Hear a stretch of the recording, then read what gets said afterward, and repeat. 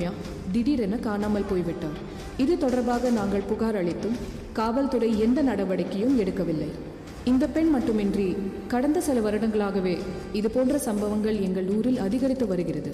இவற்றை உள்ளூர் காவல்துறை கண்டும் காணாமல் இருக்கிறது. இதற்கு காரணம் மலை அரசன் மற்றும் கோட்டை அரசன் என்ற இரு சகோதரர்கள்.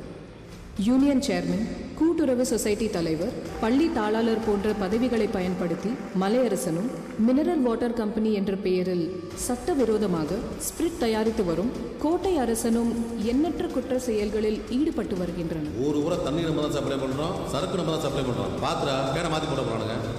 அடையாளத்துக்காக தான் ஸ்பிரிட் கேனில் கூட இன்ட்டு மார்க் போட்டு வச்சுருக்கோம்.